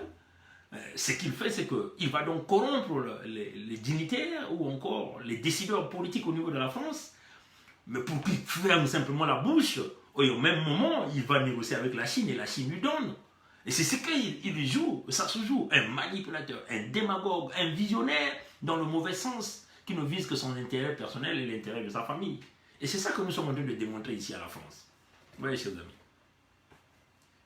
Mais pour la Chine, c'est simplement... la Chine va simplement devenir, activement, mener des stratégies de défense et financières. C'est ça, pour la Chine, pour la Chine, c'est une opportunité. La Chine se retrouve donc au centre des actions de défense et militaire au niveau du Congo, qui a des potentialités énormes sur le domaine du gaz et les domaines miniers. Mais aussi, pas seulement pour le Congo, mais même dans la sous-région, parce que pour la Chine, avoir une force militaire sur place, économiquement, ils sont déjà très puissants par les dettes qu'ils sont en train d'accorder, mais avoir des forces unitaires, on Djibouti, ils en ont, avoir au Congo, mais c'est une grande ouverture donc, pour contrôler militairement la sous-région. Vous savez, la Chine opère avec des techniques, ils viennent avec l'argent, donc il y a aussi une corruption. Donc, Sassou a là ouvert un grand boulevard aux Chinois pour venir s'installer, s'imposer militairement, et qui va devenir un véritable danger, parce qu'il faut le dire qu'après l'envahissement militaire, ça sera quoi? L'envahissement démographique des Chinois. Vous voyez, chers amis. Donc, tout ça, les décideurs du monde doivent regarder ça. Ils ne doivent pas seulement regarder, oui, Sassou, c'est notre gars, c'est notre dictateur, oui, il nous donne les minerais. Il faut qu'ils regardent le futur. Le dictateur là est en train de leur apporter quoi? C'est quoi le lendemain avec ce monsieur-là? Donc, nous pensons qu'il est temps que la France comprenne, que les leaders politiques français comprennent notre message. Nous sommes là en train de tracer, en train de vous démontrer les dangers. Ce que nous avons toujours dit, Sassou n'est pas seulement mauvais pour le Congo-Brazzaville, mais il est mauvais pour tout le monde, pour la sous-région, même pour tous les citoyens du monde entier, quel que soit l'endroit où vous vous retrouvez. Oui, chers amis. C'est ça, chers amis. La Chine doit absolument... prélever leurs intérêts, parce que pour la Chine, il faut forcément protéger leurs intérêts, ça c'est normal, ils ont beaucoup investi, Sassou a gagé les minerais du Congo, en empruntant de l'argent à la Chine. Pour la Chine, c'est une opportunité, nous venons là pour protéger nos intérêts. Donc à chacun voit ses intérêts, chers amis. Nous sommes dans un monde du business, à chacun voit ses intérêts. Si vous avez un partenaire qui est bête, mais vous allez le manipuler pour tirer le profit. C'est comme ça que le monde fonctionne. C'est le système de l'irréversibilité. Revenez à ça, chers amis. Que cette expression vous revienne. Allez-y voir la thermodynamique, vous comprenez qu'est-ce que c'est l'irréversibilité. La Chine ne veut pas dire non. Et moi, Bernard Pongui, ici, on me dit, bon, écoutez, nous voulons des parts des minerais de Congo, bon, on vous donne la force militaire, mais moi je dirais bousiller Sassou. Moi je verrai l'intérêt du peuple congolais, parce que nous connaissons que la gangrène c'est Sassou. C'est ça la réalité. Tout fonctionne dans le monde du business. C'est ce que nous voulons dire aux amis congolais. Mais les objectifs de Sassou, c'est quoi? Mais pour Sassou, c'est clair. En cas de guerre civile, ou encore d'un conflit armé généralisé au niveau du Congo-Brazzaville, Sassou doit tout mettre au feu. C'est ça le rôle de Sassou. Donc pour Sassou, avoir ces commandos formés au niveau de Chine, qui ont des capacités, parce que dans leur formation, on leur montre des systèmes, comment dynamiter les plateformes. Pour Sassou, il va tout dynamiter, incluant les plateformes de Total, parce que pour Sassou, il sait que si il y a un pays qui veut l'enlever au pouvoir, c'est le pays qui lui a installé. Donc c'est la France qui va l'enlever. Donc pour Sassou, comme on dit en anglais, c'est l'expression que je cherche en français, retaliation. J'essaie de chercher l'expression en français, en vengeance pour dire, avant que vous puissiez m'atteindre, mais je vais d'abord atteindre vos intérêts. Donc, il va faire couler les plateformes par ces commandos qui ont été formés en Chine, qui ont reçu toutes les formations nécessaires pour pouvoir démanteler ou faire couler une plateforme ou dynamiter une plateforme. Donc, pour que Sassou sait déjà qu'il y a une guerre généralisée au Congo, qu'il sait déjà que la France a des intentions de le démanteler le pouvoir, et lui, qu'est-ce qu'il fait? Il va couler toutes les plateformes des intérêts de la France ou de l'Italie, tout pays qui rentrera en conflit avec lui dans ce système politique. Vous voyez? Et il le dit, il ne coulera pas seul. Ça, c'est Sassou lui-même qui le dit. Il ne coulera pas seul, il coulera avec tout le monde. Après lui, c'est le déluge. Donc, le déluge, ce n'est pas seulement le peuple congolais. C'est aussi vous qui avez investi au Congo. Vous verrez ce déluge-là. Vous qui avez des intérêts au Congo, vous verrez ce déluge-là. Mais on vous dit, Sassou, c'est un malade mental. Il est en train de se préparer en conséquence. Mais vous le savez que le conflit armé est en train de se préparer au Congo. Parce qu'il y a seulement un clan qui est hyper armé. C'est le clan de Sassou. Et les gens qui sont formés militairement, c'est le clan de Sassou. Donc il y a un génocide à grande échelle qui est en train de se préparer dans tous les autres parties du pays.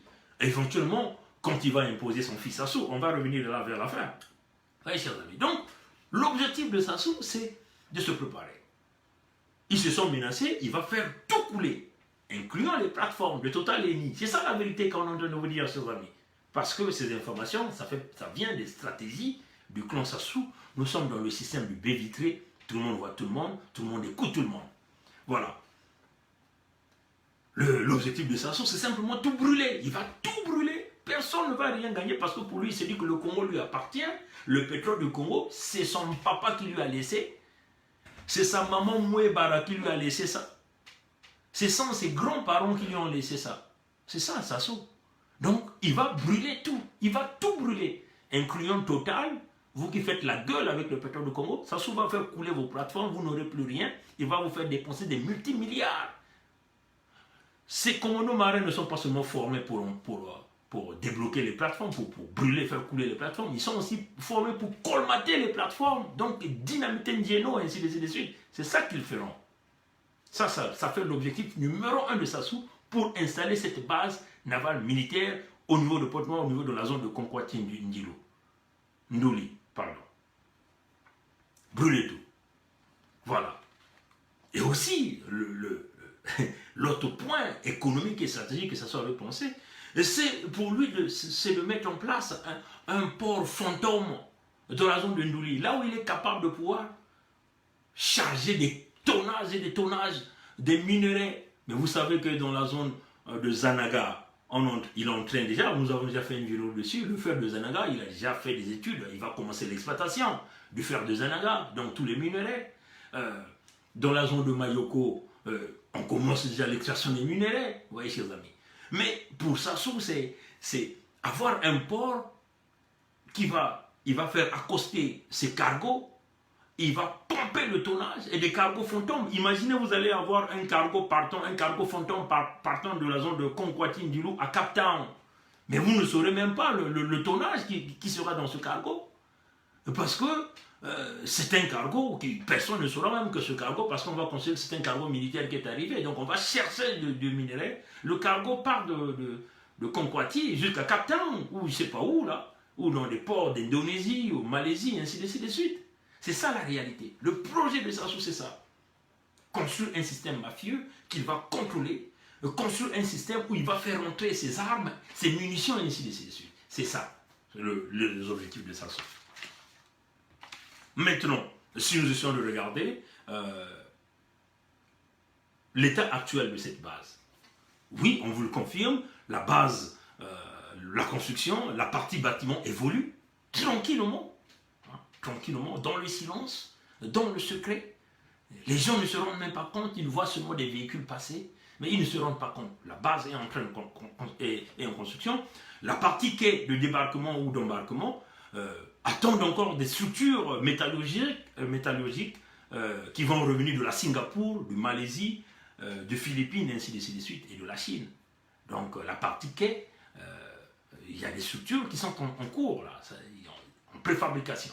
Il faut le dire que les plans de cette base est crypté parce que le système, si vous rentrez même, vous cherchez même quels sont les Congolais qui ont été formés au niveau 312e bataillon fusilier marin.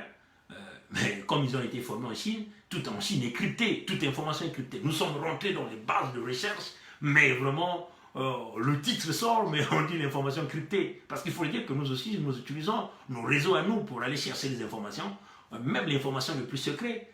Nous avons percé ce système, mais même les experts dans la recherche nous disent que l'information est cryptée, parce que tout est crypté. Les plans de ce clan sont aussi cryptés parce que Ondama l'a mis dans des codes, dans des valises diplomatiques, informatiques codées. Donc tout est codé, crypté. Vous voyez, chers amis. Mais il faut le dire que nous sommes des experts aussi dans la recherche et dont nous allons donc retrouver. Nous allons briser ce système pour aller retrouver les plans, les présenter au peuple congolais. Voilà. Donc on le dit, chers amis, vous voyez que la construction de la chose se fait secrètement, on peut dire professionnellement et secrètement, ça se fait au Congo-Brazzaville. Et donc c'est une réalité. Hein, c'est une réalité. C'est une réalité. Mais, chers amis, tout à l'heure nous avons dit, nous savons il y a quelques entreprises qui sont déjà là hein, dans ce domaine. Nous avons par exemple cette base avec son port fantôme dans la zone de Conquati-Ndilou. Nous avons parlé d'un tanker qui peut, un cargo qui peut partir de Ndouli à Cap-Town, mais vous savez déjà qu'il y a la compagnie sud-africaine qui est là déjà dans la potasse, qu'on appelle Sintukula Potash, Sintukula Potash, est déjà là. Vous voyez que le lien est là. Bon, vous avez aussi le Magalo qui est là pour le manganèse, et il y a d'autres compagnies qui sont là dans l'exploitation du fer de Zanaga, ainsi de suite. Vous voyez, chers amis. Donc, démocrates africains, les amis du monde entier, le danger, il est permanent, il est pour tout le monde entier. Il est pour tout le monde. Ce n'est pas seulement pour le peuple congolais. Ce n'est pas seulement pour le peuple congolais. Mais il est pour tout le monde entier. Tout le monde entier. Vous voyez, chers amis. Mais, il faut que nous allons vite pour pouvoir arrêter ça. Ce que nous souhaitons, c'est que tout le peuple congolais, et surtout nous qui sommes dans la diaspora, que nous parlons d'une seule voix. Nous savons que Sassou prépare toutes les techniques nécessaires pour remplacer son fils. En changeant la constitution, c'était une façon de légaliser déjà le fils qui n'était pas 100% congolais de Brazzaville, lui légaliser pour être candidat. Et nous savons tous que tout le peuple congolais a rejeté cette constitution. Donc c'est une constitution mafieuse qu'ils ont mis en place pour préparer le fils. Il a changé l'âge pour devenir candidat, pour préparer ce fils. Vous voyez, chers amis. Les généraux militaires qui sont à l'intérieur de ce système, que tous, ils sont des Sassou, mais ils doivent savoir que Sassou est en train de préparer le fils. Mais le plan du fils est connu.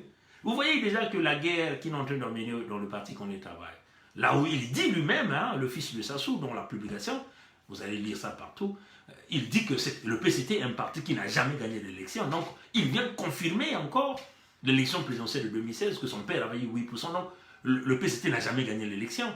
Donc, il dit que les députés au Congo ont tous été nommés. Donc, même lui-même, il a été nommé. Donc, il est conscient, il le sait que c'est comme ça que ça fonctionne. Vous voyez, chers amis. Mais, il dit aussi, ce qu'il a appelé les tacites du PCT, hein, il leur dit simplement aussi que bon, tous ceux qui vont s'opposer, simplement, auront de grands problèmes avec lui ou avec son père. Vous voyez, chers amis. Mais, ce que nous voulons vous dire, c'est qu'il y a eu une publication officielle. Je ne sais pas si je vais retrouver ça. Publication officielle de ce fils de Sassou. Vous voyez, chers amis. Et donc, juste un instant, je ne sais pas si je vais essayer de le retrouver avant que nous mettions fin à ce direct. Vous voyez. Voilà. On va essayer de regarder si j'aurai la chance de retrouver ça. Cette publication officielle dit tout, ça dit simplement tout au peuple congolais. Et ce qui est très grave, c'est que, voilà, c'est ce compatriote qui me l'a envoyé. Je vais essayer de voir si je vais essayer de l'ouvrir. Et ça montre la position de cette famille. La position, elle est très claire. Voilà, et donc je l'ai retrouvé. Je vais simplement vous le dire. Hein, la guerre déjà que ce fils a emmené dans le parti qu'on le travaille. Je crois que tous vous avez vu cette publication. Vous voyez, chers amis, c'est cette publication. Mais vous le voyez ici, là. On dit compte officiel de soutien à Denis Christel Sassou Nguesso, candidat valable de la majorité présidentielle. Candidat valable de la majorité présidentielle à la présidentielle de 2021. Donc je répète, vous le voyez, ce fils de Sassou, on dit simplement compte officiel de soutien de Denis Christelle Sassou Nguesso, candidat valable de la majorité présidentielle à la présidentielle de 2021. Chers amis. Donc vous voyez que la guerre qu'il a déjà commencé à faire au sein de son propre parti, hein, ça sera en réalité, ça vous montre déjà l'intention de l'homme, hein, parce que même lui encore, il vient encore de vous le dire, il dit qu'il accorde, malgré qu'il a accordé, qu'est-ce qu'il peut encore mettre sur la table, même quand il a accordé l'exemption à tous ceux-là qui ont pillé la zone du Congo, donc l'impunité, il ne peut plus rien donner. Donc pour lui, il vise le pouvoir, alors que lui-même, il fait partie des voleurs. Donc vous voyez que le plan de Sassou est clair. Il va pousser son fils à devenir président. Lui, il va donc aller chercher une retraite paisible, et le fils va continuer à bâillonner le peuple congolais. Donc vous voyez que l'unique façon d'arrêter ce chemin, l'unique façon d'arrêter les injustices, hein, l'unique façon d'arrêter le pillage, la destruction économique du Congo, c'est de venir avec ce que nous avons appelé le concept de l'équilibre de forces militaires. Mais l'équilibre de forces militaires ne signifie pas forcément une guerre, hein, chers amis. C'est ce que nous voulons arrêter. Il faut que ça rentre dans la tête du peuple congolais, la tête de tous les Congolais de la diaspora. Nous pensons que ça devait être le discours de tout Congolais. De tout Congolais. Parce que vous savez que politiquement, vous ne pourrez jamais. Ça, c'est clair. Par un dialogue, vous ne pourrez jamais. Vous allez faire 1000 dialogues avec ce monsieur. Rien ne se fera. On vous le répète, rien ne se fera. Si vous voyez, vous emmènez des bases navales, des bases militaires, ainsi de suite. Là où nous sommes en train de parler, il a 200 000, on peut dire 200 000 soldats et des rebelles à sa guise. 100 000 à Oyo et 100 autres 1000 dans les autres départements. Donc chaque département présentement a au moins plus de 10 000 troupes qui sont dans la fusion, dans la population. Vous voyez, chers amis. Et vous voyez des constructions de bases navales, vous voyez tout ce que les équipements militaires, le pillage d'argent, et vous voyez le fils qui est en train de dire, parce que le fils est en train de faire l'ascension, personne ne boude au niveau du parti Congolais Travail, parce que tous ils ont cautionné. Guy Parfait Kolela a été promis Premier ministre, si jamais le fils de Sassou peut passer président, Satima Biala, le chef de l'Assemblée, et voilà pourquoi ils sont allés signer un pacte. Le pacte qu'ils ont signé de l'opposition, entre guillemets, on peut dire la majorité présidentielle, c'est en réalité un pacte contre le peuple congolais. Vous voyez, chers amis. Donc, aucune solution politique. Aucune solution politique. Les dialogues est déjà tracé. Tous ceux qui iront à ces dialogues, ils vont prendre leur sac de ngiri, ils vont sortir de là multimillionnaires, mais le peuple congolais va continuer à souffrir. Nos mamans vont continuer à crier nuit et jour. Le taux de mortalité va continuer à grimper à la vitesse grand V. Il faut mettre fin à cela. Pour mettre fin à cela, il faut imposer à ces gens-là qui amènent le deuil, qui emmènent le déséquilibre dans la famille, des gens qui abusent les droits de l'homme, des gens qui emmènent la dictature, la répression, l'injustice, parce que nous combattons l'injustice. Voilà pourquoi nous le disons. On ne caresse pas un dictateur. Il faut lui imposer l'équilibre de force militaire. C'est seulement l'équilibre de force militaire qui fait reculer un dictateur. Parce qu'un dictateur a peur de mourir. Un dictateur a peur de mourir. Quand il entend des balles commencer à crépiter derrière la cour de sa maison, il va être le premier à prendre la tangente, comme on a l'habitude de dire. Et ça doit être le discours. Imaginez, tous les médias de la diaspora, de notre diaspora, tous nos médias, parlent de la force militaire, de l'équilibre de force militaire. Et puis, il faut simplement mentionner que l'équilibre de force militaire ne signifie pas forcément une guerre. L'équilibre de force militaire est une stratégie, un concept qui pousse le dictateur à comprendre qu'en face de lui, il a aussi une force qui est capable de pouvoir balancer. Et donc, la seule façon pour trouver un compromis, c'est la négociation. Et le dictateur viendra lui-même s'asseoir avec nous sous cette table et discuter. Tant que nous ne le ferons pas, Sassou va continuer à nous prendre pour des chiffons. La caravane à bois, le chien à bois, la caravane va continuer à passer. Il l'a fait, le référendum. Vous avez crié, vous avez parlé, il l'a fait. Changement de la constitution, il l'a fait. L'élection présidentielle, il a fraudé, il l'a fait. Mais vous êtes toujours en train de parler. Toujours en train de parler. On vous vient avec des astuces de dialogue, conférences internationales. Mais tout ça, c'est un dialogue pour favoriser Sassou. On vous vient avec toute forme de choses. Tout ça, ce sont des dialogues pour favoriser Sassou. Tant que vous ne pensez pas, peuple congolais, démocrates africains, les leaders du monde, nos amis de la France, les leaders français politiques, que nous venons de vous démontrer que l'homme est devenu un danger aussi pour vos propres intérêts, parce que si ça tâtonne, il va faire couler même vos plateformes. Alors, c'est maintenant ou jamais que nous imposons à Sassou l'équipe de forces unitaires et nous avortions donc que le fils du diable, le serpent à 10 têtes, puisse faire son ascension au pouvoir et continuer à faire couler le pays, continuer à faire imposer les injustices, les tortures, les abus graves de droits de l'homme dans ce pays. L'unique façon, c'est leur imposer la force militaire. Si nous n'allons pas imposer la force militaire, on vous le répète, Denis Christel est 50% congolais de Brazzaville, ça c'est ce que moi je considère. Si nous considérons que Sassou Nguesso est 100% congolais, lui il est 50% congolais de Brazzaville.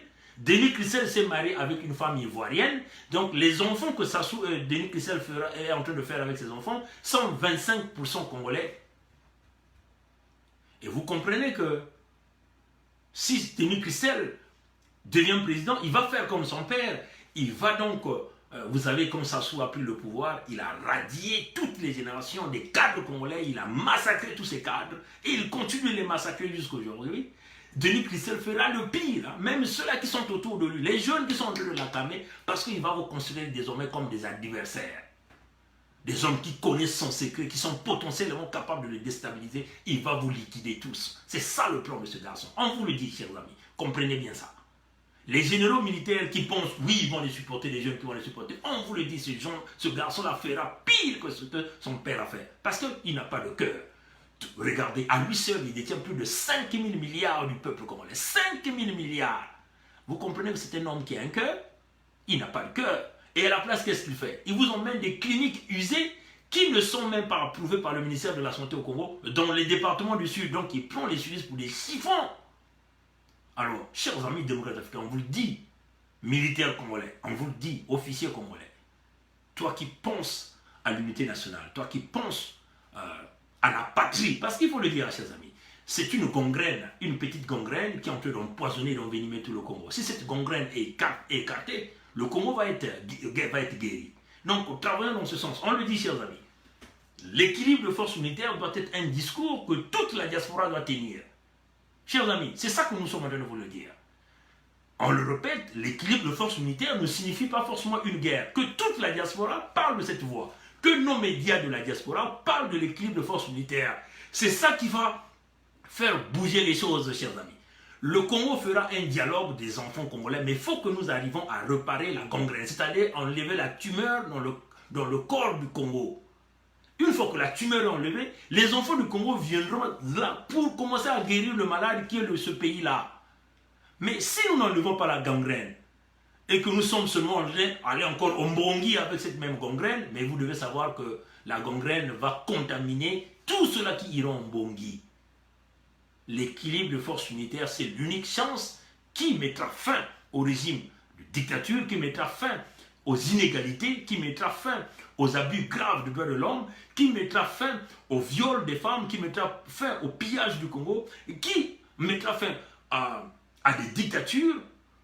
L'équilibre de force unitaire, c'est ça qui apportera la véritable paix dans ce pays. On vous le dit, chers amis, parce que ça sera tous les Congolais qui vont s'asseoir, qui vont se dire, désormais, nous n'allons plus répéter les erreurs de la conférence nationale souveraine. Il est temps maintenant de mettre sur le Z, appliquer le principe de la tolérance zéro, mettre des véritables institutions pour emmener le Congo vers un nouveau port, qui est le port de la démocratie et du développement. Nous venons de lire une publication.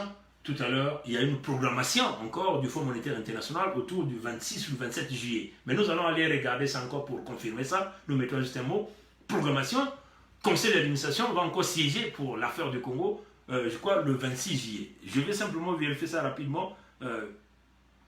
Voilà. Donc, je vais essayer de regarder.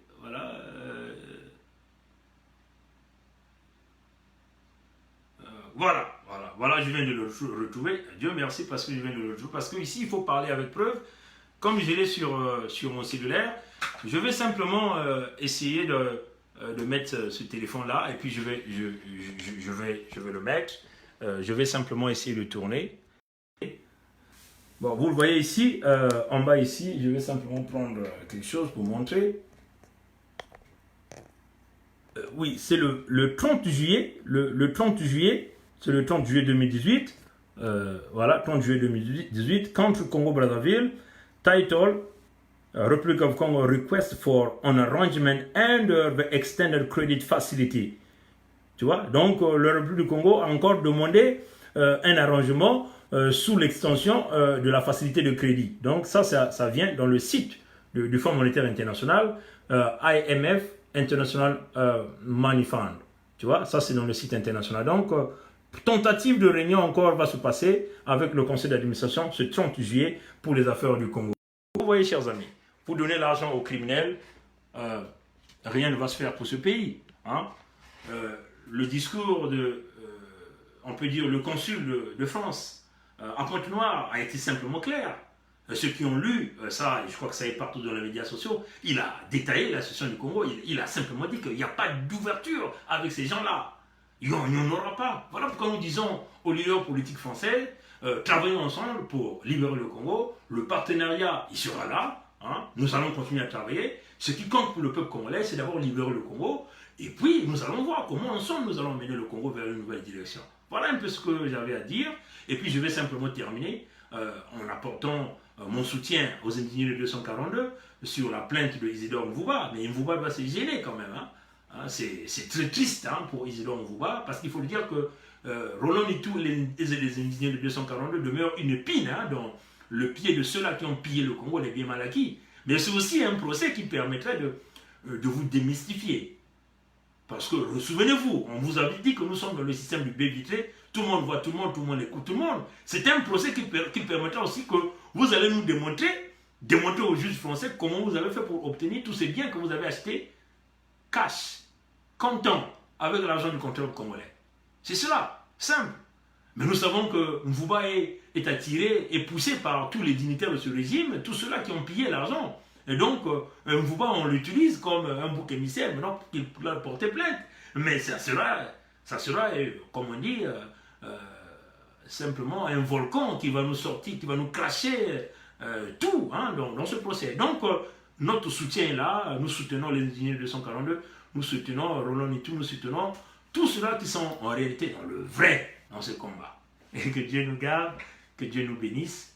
Peuple congolais, ouvrez les yeux, grandement les yeux, parce que le pays est dans la décadence, le pays est en train de s'enfoncer, et nous n'allons pas être cette génération qui va accepter que les Nguesso continuent à nous avaler. Et nous sommes aussi, nous le disons, chaque Congolais compte, nous aussi nous comptons, et nous pensons que du fait que nous aussi nous comptons, nous devons informer nos peuples, nous devons avertir notre jeunesse pour que notre jeunesse soit debout, soit impliquée. Et nous avons dit que nous nous battons jusqu'à notre dernier bout de sang pour sauver le Congo. Et nous voulons que ce soit un discours pour tout le peuple congolais, peuple de la diaspora, peuple du Congo-Brazzaville, parlons d'une seule voix, d'une même voix, qui est l'équilibre de forces militaires, l'unique solution pour les problèmes du Congo. Et aussi, expliquer partout vous direz que l'équilibre de forces militaires n'est pas forcément dire que la guerre, c'est une façon de pouvoir amener le dictateur pour que nous puissions amener le pays vers une nouvelle direction. Et que ce soit le discours de toute la diaspora, de tous ceux qui sont au Congo, de tous ceux qui dirigent ce monde, parce que vous voyez que nous venons de démontrer que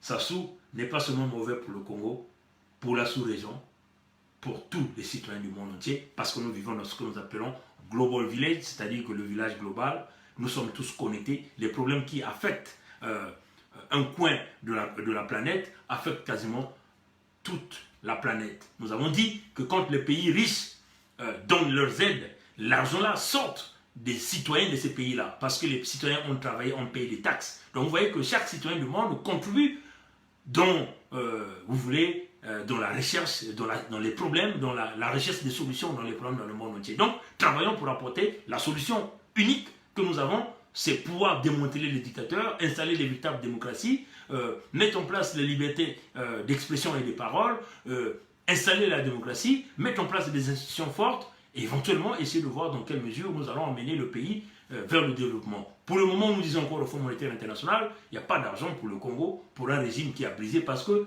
tous les gens qui ont volé l'argent sont en liberté. Ceux qui sont dans les prisons sont des petits poissons. Vous voyez même que Celui-là qui était l'un des acteurs au centre de la mafia au Congo, qui détient à lui seul plus de 5 000 milliards de peuple congolais, veut devenir président et il a déjà même dit qu'il mettrait l'exemption sur tous ceux-là qui ont volé l'argent du Congo. Donc, il n'y aura pas de justice. Ceux qui ont volé vont continuer à garder l'argent qu'ils ont volé dans leur caisse, continuer à bien vivre pendant que le peuple congolais va continuer à s'enfoncer dans la douleur. Et ça, nous disons non. Principe de la tolérance zéro, nous allons les attraper, les mettre au cachot, récupérer l'argent du Congo et faire développer le pays. Et c'est ça notre vision. Que Dieu nous garde, que Dieu nous bénisse. Bon dimanche à tout le monde, on a été long, mais c'est aussi ça le direct. Allez, au revoir.